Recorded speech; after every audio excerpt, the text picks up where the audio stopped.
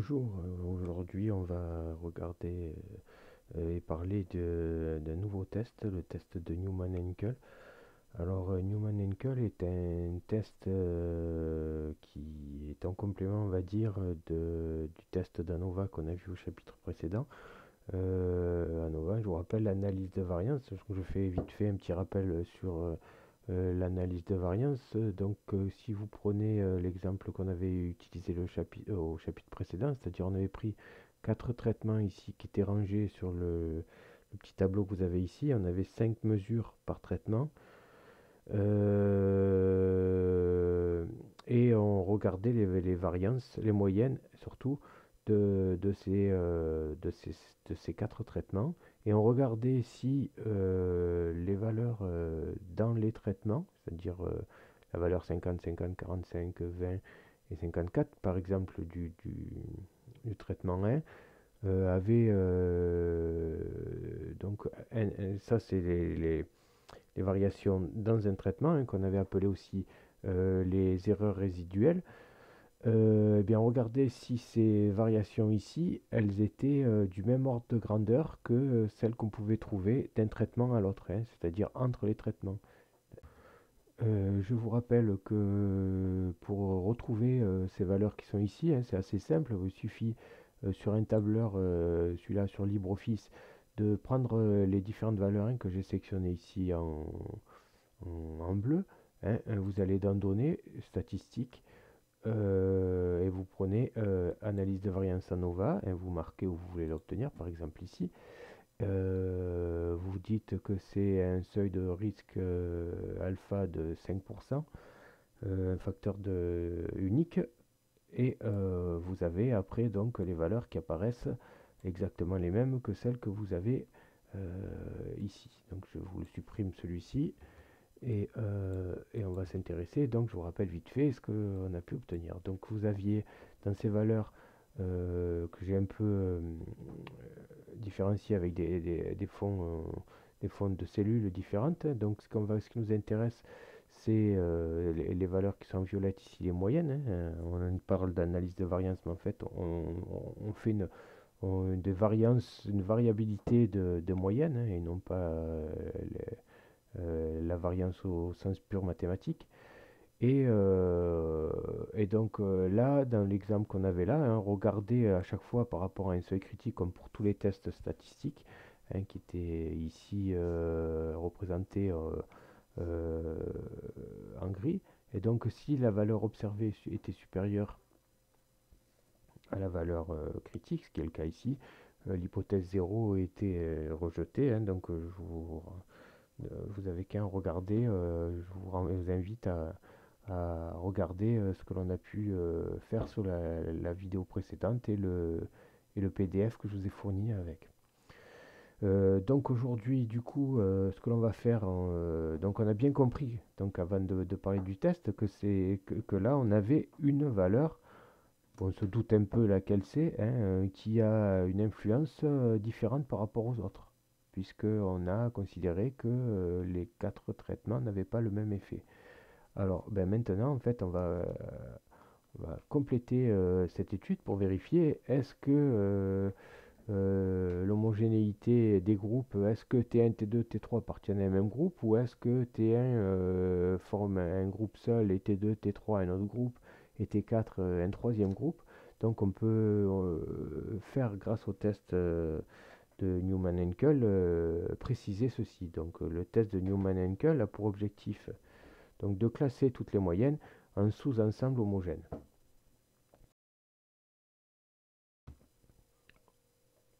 Nous allons donc maintenant poser les hypothèses du test de Newman-Henkel pour l'exemple que l'on a abordé. Donc on va poser comme hypothèse nulle H0, donc avec un seuil de risque de première espèce de 5%, les rendements moyens des quatre traitements, hein, qu'on a nommé T1, T2, T3, T4, sont homogènes. C'est-à-dire qu'on considère qu'il n'y a pas de variation des moyennes. L'hypothèse alternative, eh ben, c'est l'inverse, mais le rendement moyen des 4 traitements ne sont pas homogènes. Alors, ne sont pas homogènes, ça pourrait être notamment un qui n'est pas homogène aux 3 autres, mais on pourrait avoir différents groupes, 2 qui sont homogènes entre eux, 2 autres homogènes entre eux, et s'il y avait 5 exemples, un cinquième seul, ou alors tous différents. Donc il y a plusieurs façons d'avoir des groupes, et c'est ce que le test de Newman-Henkel va nous permettre de, de voir. Fonctionne ce test. Alors la première étape, on prend donc les moyennes des 4 traitements, hein, c'est donc ces valeurs ici, hein, 43,8 c'est la moyenne des 5 valeurs qui sont dans la première colonne, etc. etc. Et donc on les range par ordre croissant, c'est-à-dire de la plus petite à la plus grande des moyennes.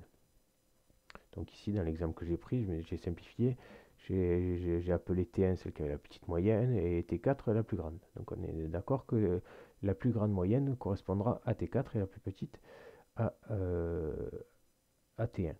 Donc une fois que ceci est fait, on va comparer la différence entre les différentes moyennes. Alors la première étape, on commence par prendre la plus grande moyenne et la soustraire à la plus petite. Donc c'est la valeur que vous obtenez en faisant, on les range dans un tableau pour pouvoir répertorier et voir assez facilement la totalité des amplitudes et des variations. Alors comment est rangé ce tableau? Donc si vous regardez d'abord la première ligne, les 4 premières valeurs de la première ligne correspondent aux 4 moyennes qui sont en violette rangées par ordre croissant. La première colonne, elle, c'est les 3 premières moyennes, hein, d'accord? Donc T1, T2 et T3. Et ce qui est en blanc ici, c'est la soustraction entre la valeur de la première ligne moins la colonne, moins de la colonne moins la première ligne, moins la seconde, moins la troisième. C'est-à-dire que la valeur ici correspond à 140,4 moins 43,8. Celle-ci, 82,8 moins 43,8. Par exemple, le 11,8 correspond à la valeur du T3, donc 82,8 moins la valeur du T2, 71. Donc 82 moins 0,8 moins 71, ça fait bien 11,8. Donc vous avez les différentes amplitudes qui sont représentées ici. Alors dans la première étape, celle qui nous intéresse, c'est celle-ci, c'est-à-dire de l'amplitude qu'il y a entre la plus grande valeur et la plus petite.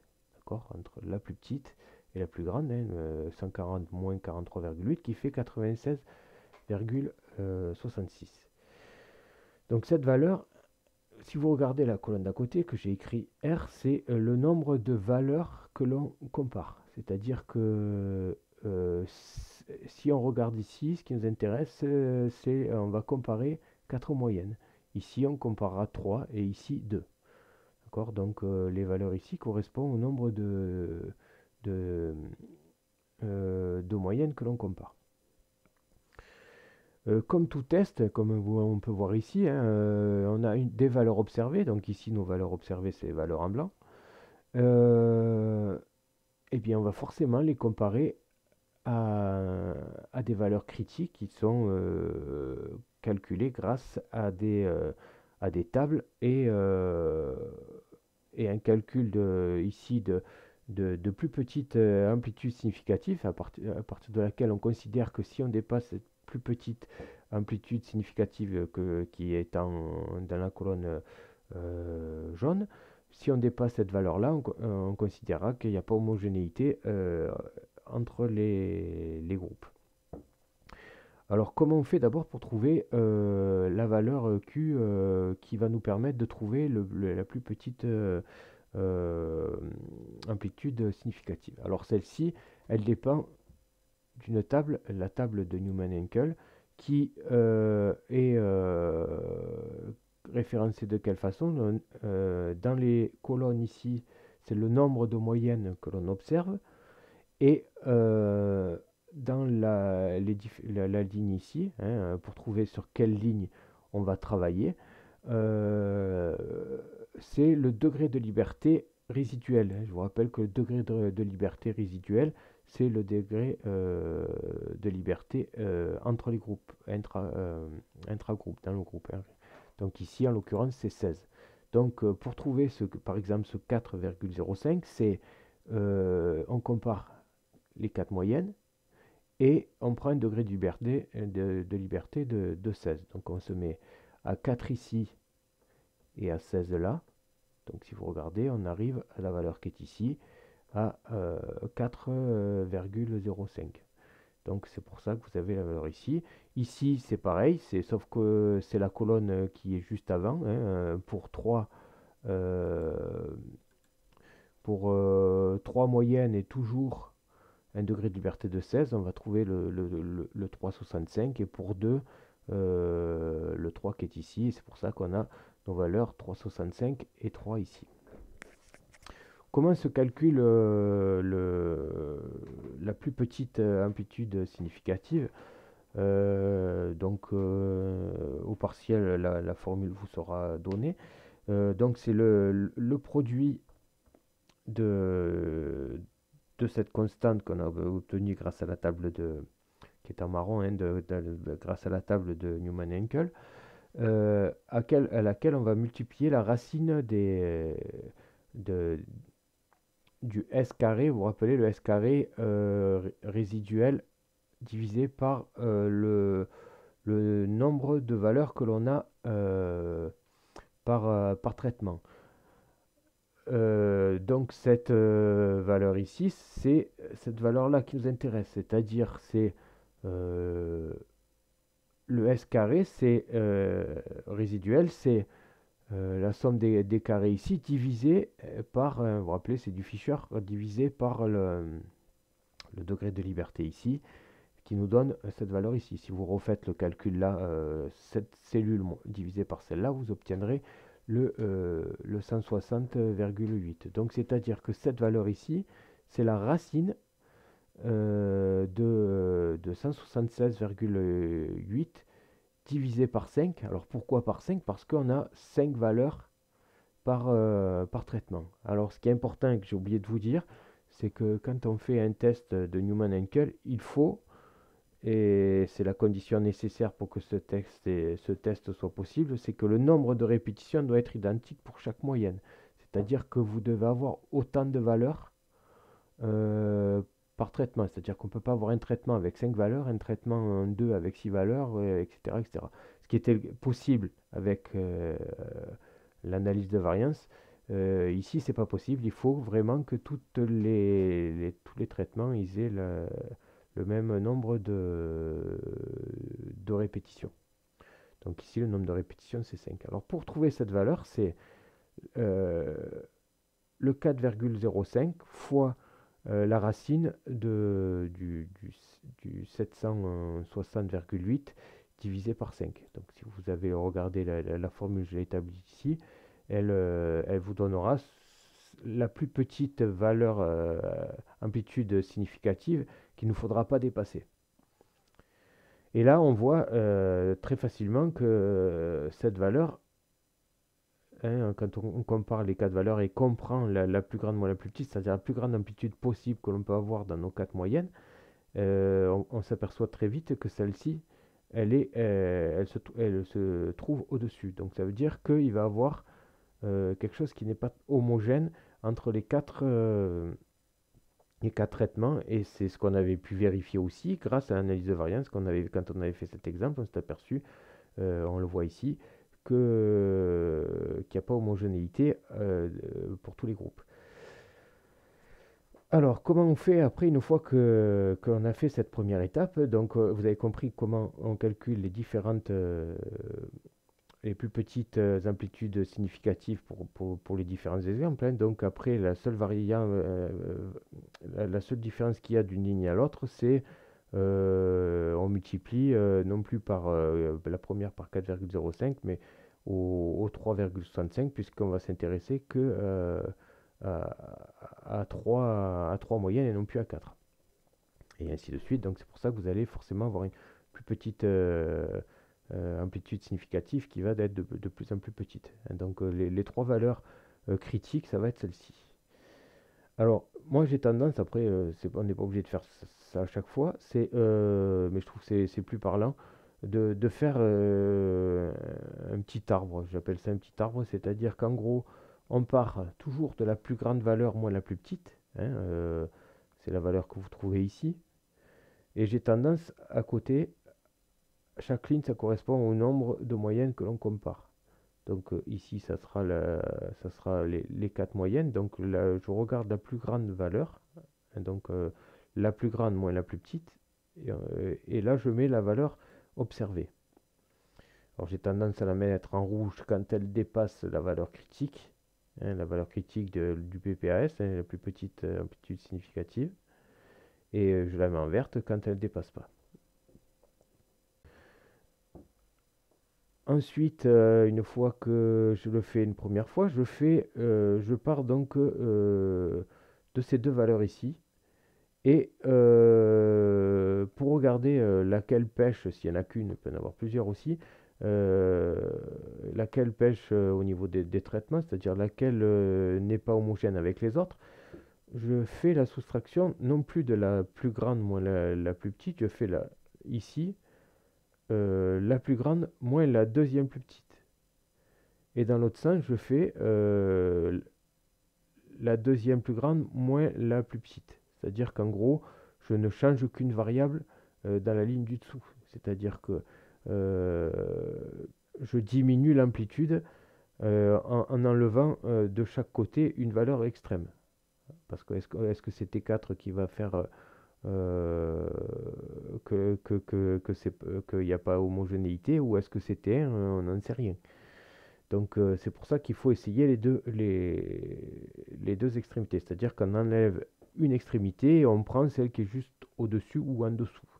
Donc ici, celle qui a une valeur juste au-dessus, et ici, en majoration, on prendra la deuxième plus grande. Donc vous avez vu, j'ai fait T1 moins T4 moins T1 ici. Ici, j'ai fait T4 moins T2.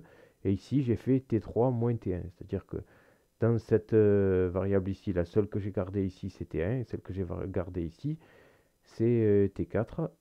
Et j'ai pris celle qui est juste au-dessus ici. Et là, j'ai pris pour la majorante, celle qui est juste en dessous ici, qui est T3. Donc après, après je regarde T4 moins T2, quelle est sa valeur. T4 moins T2, c'est la valeur qui est ici. C'est la valeur que j'ai affichée là. T3 moins T1, c'est la valeur qui est ici. En fait, c'est assez simple. Pour la première ligne, c'est la valeur qui est ici.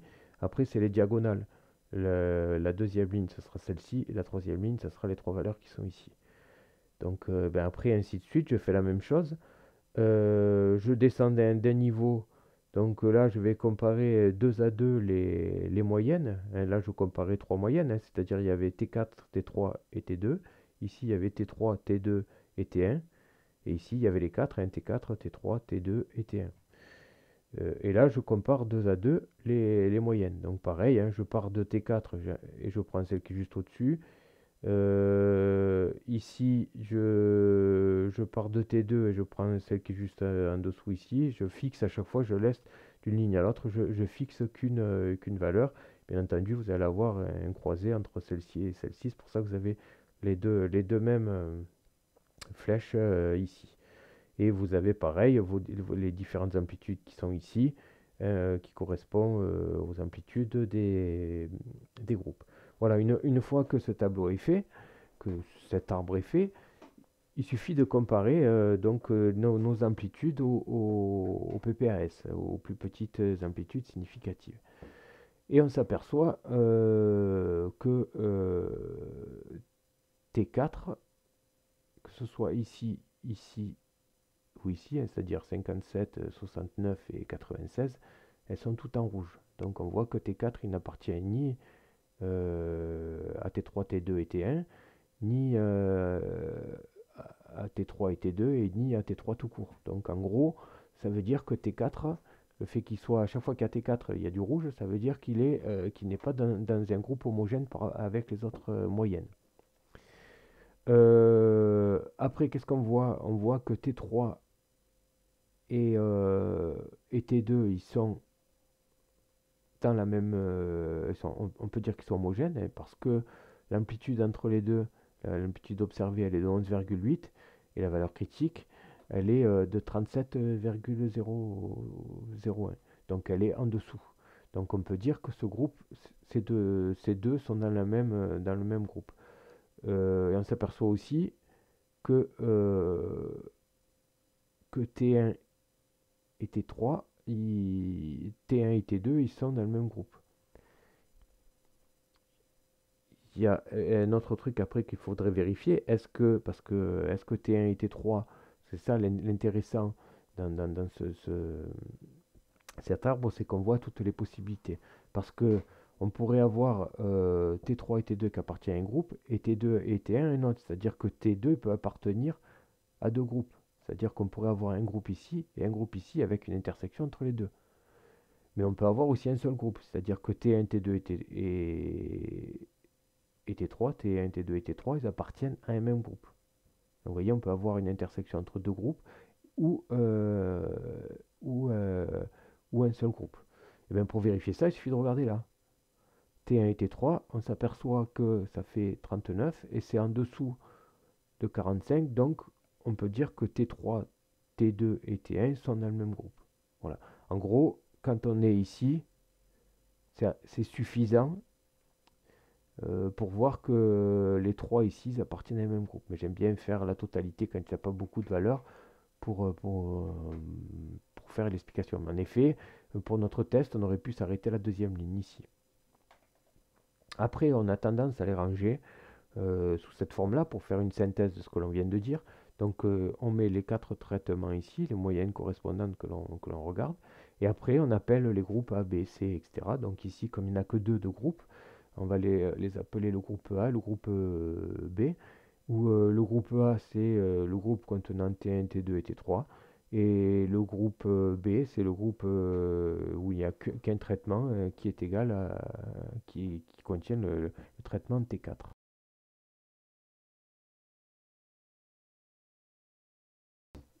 On peut, et on doit d'ailleurs, euh, rédiger une conclusion, comme on fait à chaque test que l'on a pu faire. Donc la conclusion que l'on peut établir ici, c'est que le traitement T4 n'est pas homogène avec les trois autres traitements, hein, et c'est pas suffisant. Donc il faut aussi qu'on parle après de T1, T2 et T3, et on va dire aussi dans notre conclusion que les moyennes des traitements T1, T2 et T3 sont homogènes. Donc dans cette conclusion, on rédige le fait qu'il y ait deux groupes. Il y aurait une autre possibilité de vérifier si ce que l'on dit est vrai, c'est-à-dire est-ce que T1, T2 et T3 appartiennent à un même groupe. Ben, il suffirait de faire une analyse de variance de ces trois groupes, de ces trois traitements, pardon. Donc ben, on va essayer, on va voir, hein, comme on peut jouer assez facilement, là on va dire, puisque sur un tableur, l'analyse de variance se fait assez rapidement. Donc on va juste refaire la même chose que l'on a fait ici pour notre analyse de variance, mais qu'avec les trois traitements. C'est pour vérifier si en effet on n'a pas fait une erreur, que les trois moyennes ici sont homogènes. Eh bien tout simplement, vous prenez les trois valeurs qui sont ici, données statistiques, voilà, on va rester sur le même seuil de, de risque de 0,5, de 5%. On va mettre la valeur ici par exemple, et on va vérifier que la valeur observée ici, elle est inférieure à la valeur critique. Donc ici, en effet, on aura homogénéité entre les groupes. Voilà.